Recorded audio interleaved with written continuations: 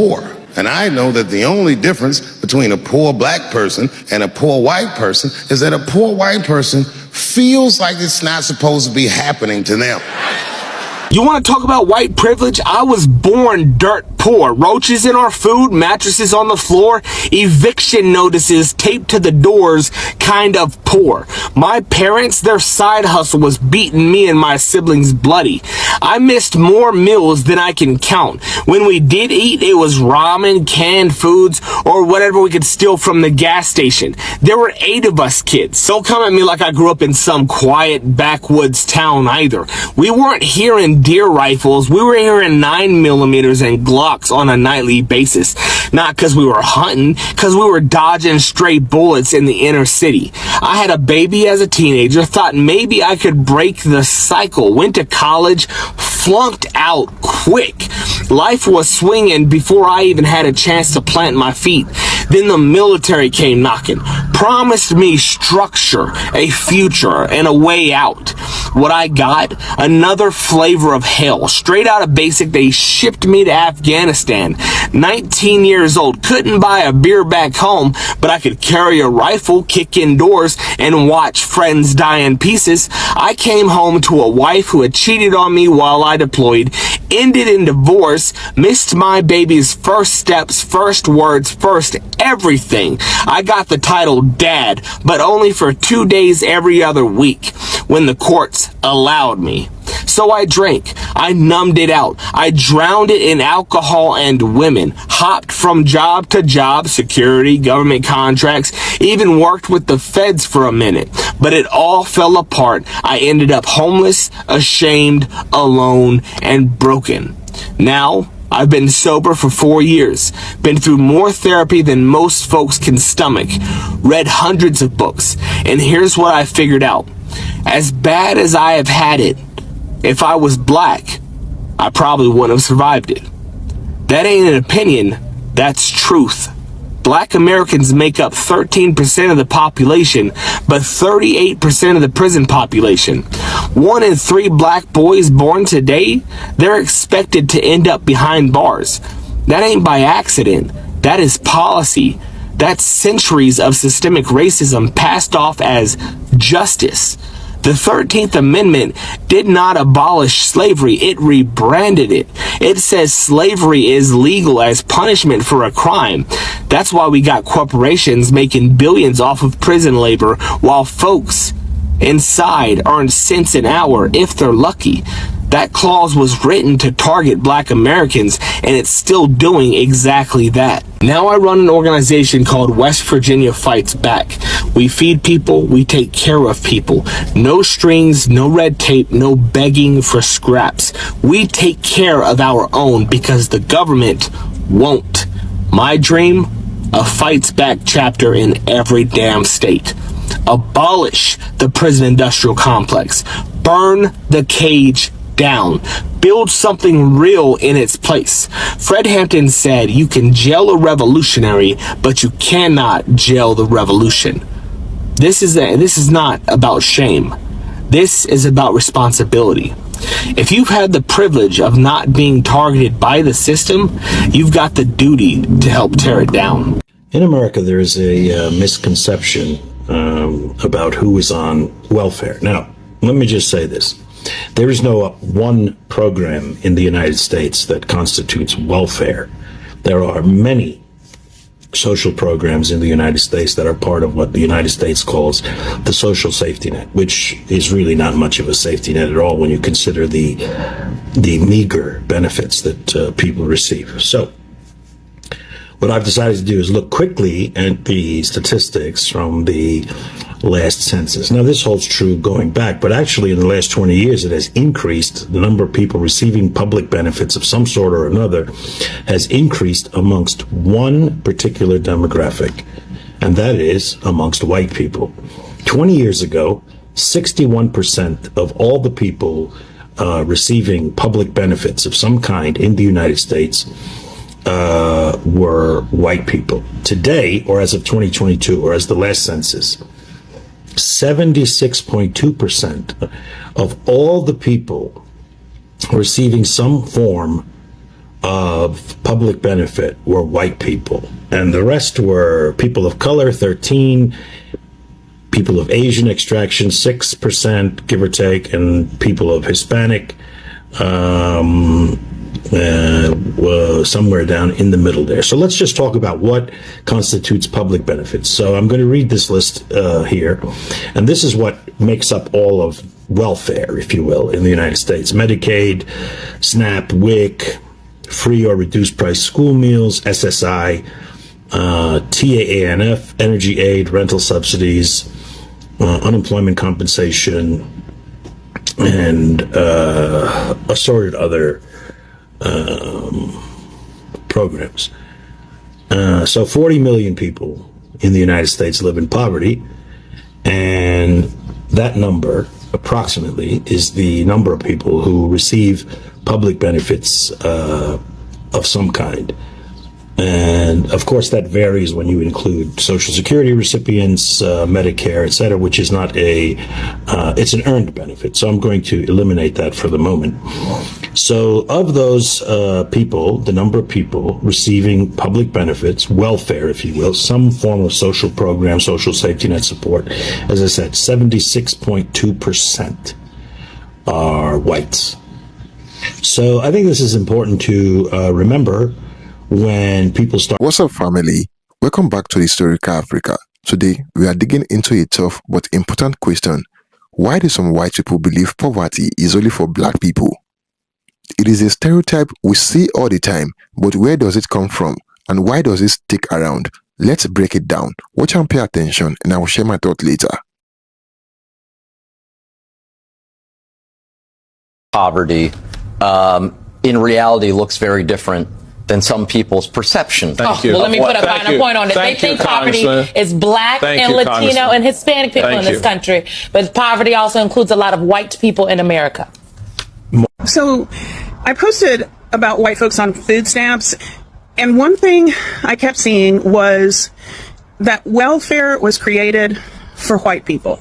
I knew that it was created during the New Deal, so I did some more research because I didn't really know the whole story, and I thank you guys for responding and helping me learn stuff. So during the Great Depression is when we saw the beginning of things like Social Security, unemployment insurance. But here's the kicker.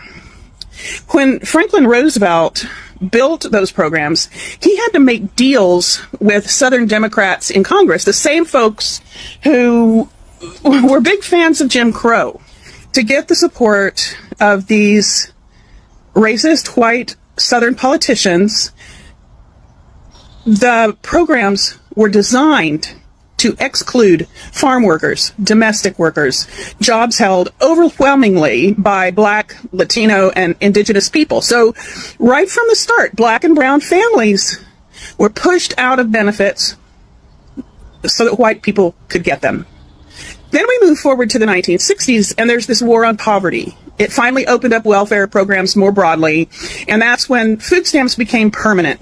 Well, permanent, we don't know what Trump's going to do to them, but they lasted a long time. And guess what? The minute more black and brown families started accessing this help, the politics shifted.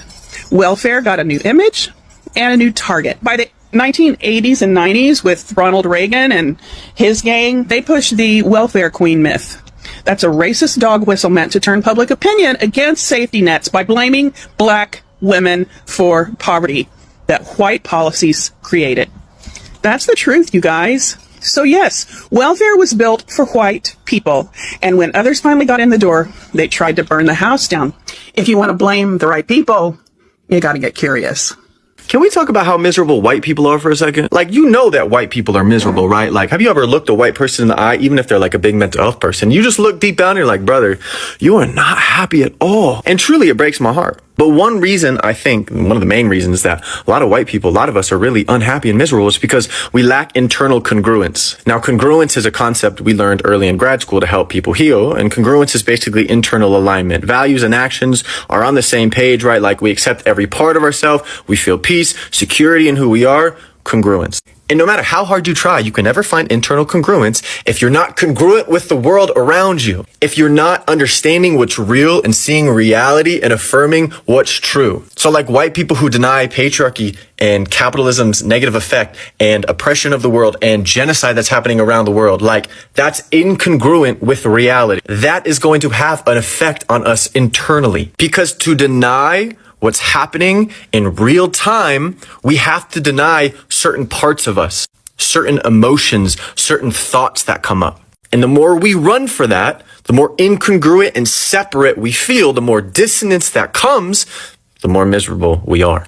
And a lot of times we're not actually dealing with our own pain and our own reality, because we're all suffering under capitalism and white supremacy. Like, it affects us different ways in intersectionality, but like, it affects us white people too. You don't think a stormtrooper in the fucking Star Wars movies hates his life? You don't think he hates being bossed around all the time? You don't think poor white people living in the empire, like in a city walls, like in a Game of Thrones, like you don't think that they're miserable under it, even though they're not miserable the most? To be congruent inside, to not be miserable anymore, it takes accepting the realities of the world, seeing how those toxic systems affect us, and then moving to actually be congruent. Because deep down, humanity has goodness at its center. So yeah, white people, we're miserable because we're not congruent, because we're denying the realities of the world, and thus denying ourselves. Welfare is for citizens, and citizens have always been white. Between 1775 and 1855, the United States government issued over 500,000 land bounty grants. These grants went to people who served in the military, but here's the thing, they were transferable, so you could sell them, and that's what soldiers did. White soldiers, because even though there were black soldiers serving in every war since the Revolutionary War, only white soldiers were eligible for land bounty grants. You can't own property if you are property. Ugh. So the pale privates and Caucasian colonels were eligible to get these land bounty grants, and they would get them from the government, and then they would sell them to somebody else. Oh, did I forget to mention these were big ass plots? So they could definitely sell like 80 acres and live on the other 20, or 60 acres and live on the other 40. Never. Welfare is for y'all. It's always been for y'all. Because what? Hey TikTok, I'm just on here wondering if anybody's feeling the same way I'm feeling. I'm from Illinois, and I feel like the gas prices and the electric bills and the prices of food is just so overwhelming anymore. Like, I'm wondering if anybody else is feeling like they're drowning and they can't get out. I work overtime and I cannot get above water. I mean, I literally have no gas for next week. It was either that or get a few groceries to get by. I hit my local food pantries. I'm just wondering if anybody else feels like they're drowning.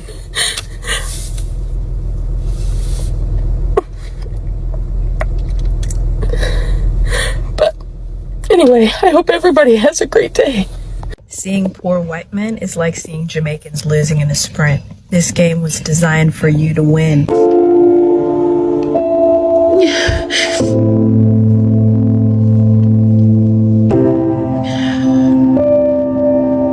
This is the first month I won't be able to afford rent. I'm not a rich person. I don't have a lot of stuff. I have basic household necessities, a couch, a bed, washer, a dryer. That's about it. A car. I don't have a lot of lavish things. I don't go on vacations, and I don't spend a lot.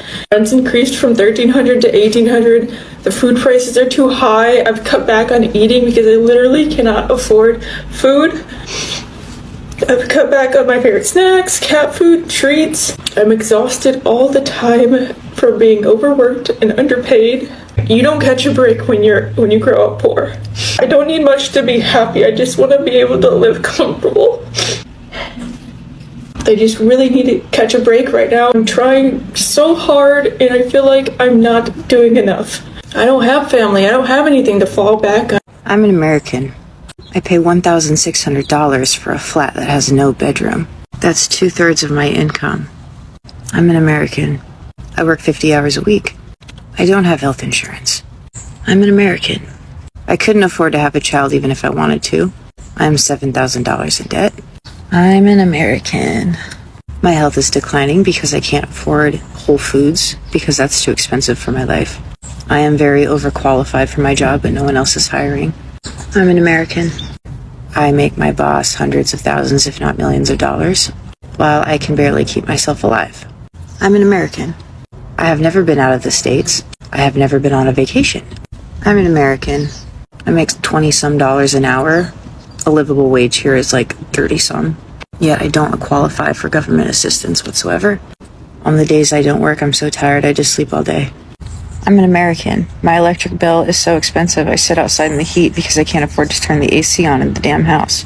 I'm an American, and I fear I'm just an average American. I'm living the American dream.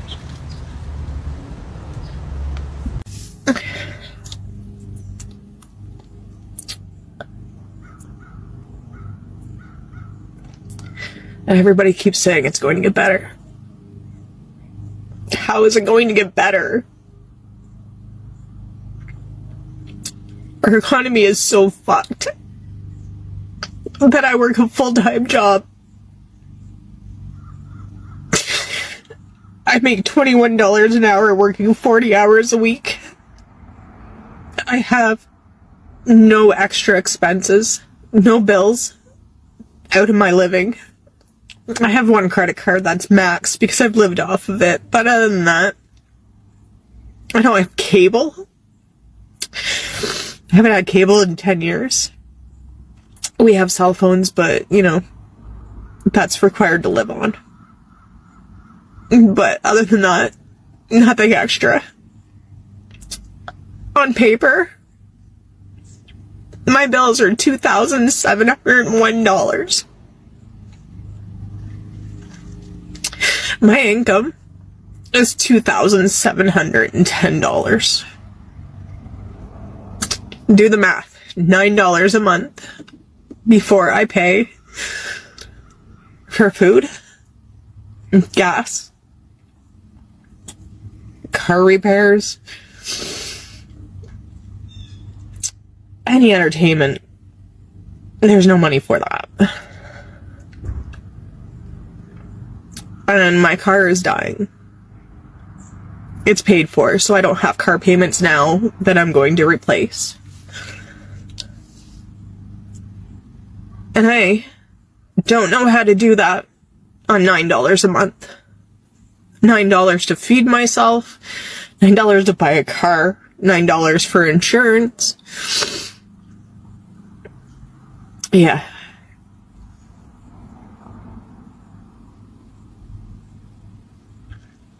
So at the end of the day, this is me because I worked 8.5 hours a day knowing that it's not enough, that it won't be enough. Fuck you, Ontario. I'm absolutely heartbroken. Someone's jumped over in the night and put salt all over the land. That means everything I've planted won't grow. And I can't replant on it because it won't grow. So all the hours and hours and hours of work that we've put in is now dead. And they've done it everywhere.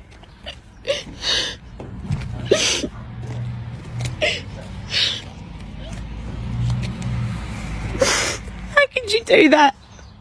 Literally.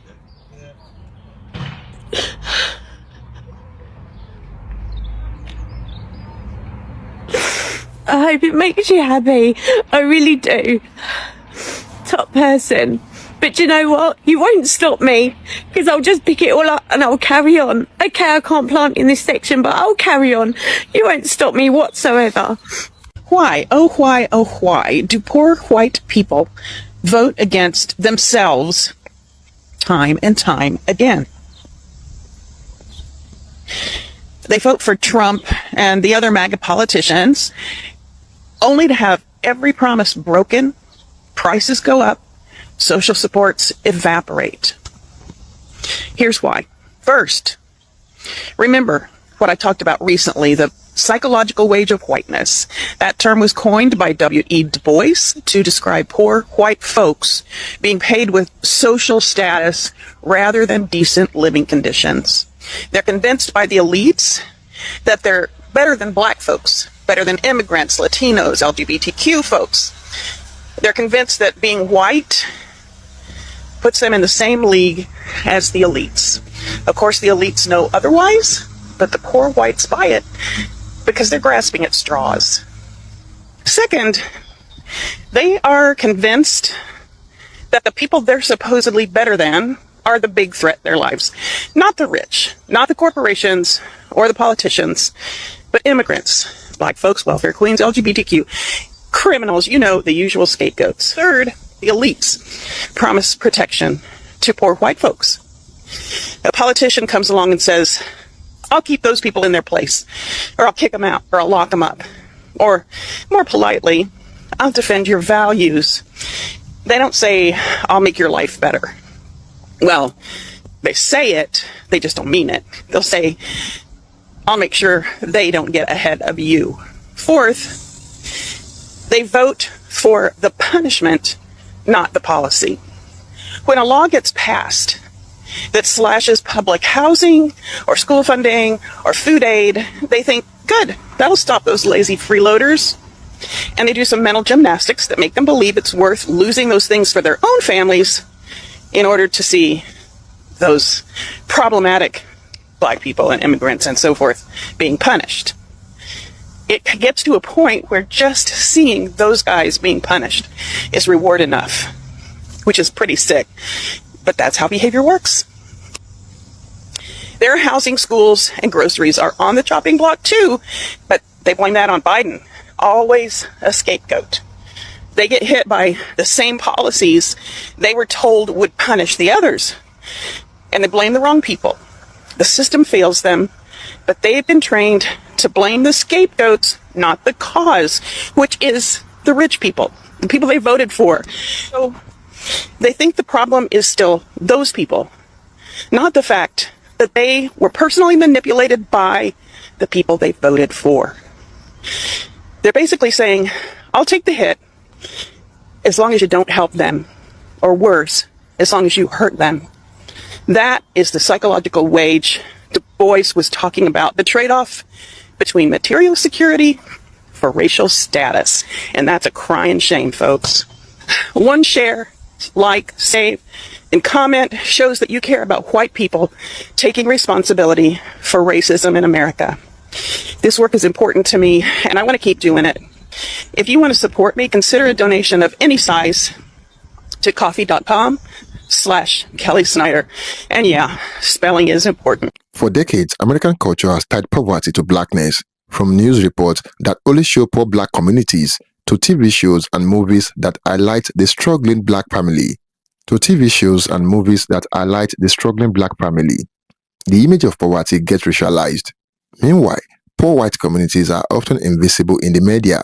If they are shown at all, it is usually in a different narrative, the working class hero or the small town struggling American. Same poverty, different story. This stereotype has deep roots. After slavery, black Americans were locked out of work through sharecropping, Jim Crow segregation, redlining, and job discrimination. Generation of systemic racism kept many black families at the bottom of the economic ladder. At the same time, government policies like the GIB, FHA housing loans, and social security programs were disproportionately given to white families, helping them build wealth while black families were left behind. So poverty became heavily associated with blackness, even though poor white families existed too. In the 1980s, politicians weaponized this image. Ronald Reagan popularized the welfare queen stereotype, a racist caricature of a black woman cheating the system. Even today, when the media talks about poverty, the images shown are often of black family. But here's the reality: the largest group of poor people in America is actually white. They make up the majority of people on food assistance programs. But that really makes the headlines. For some white people, believing poverty is a black problem creates a kind of psychological comfort. If poverty is only for black people, then it is not something they need to worry about. It is a way to distance themselves from struggle and to believe the system works for them. It also reinforces white superiority. If black people are seen as naturally poor, then white success feels natural too. It is not, it is structural. Here is the truth. Poverty is multiracial.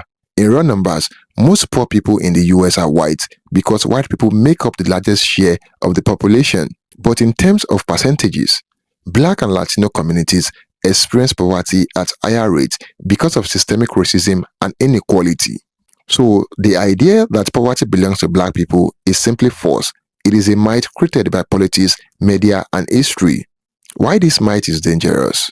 This myth is not just about perception, it shapes policy.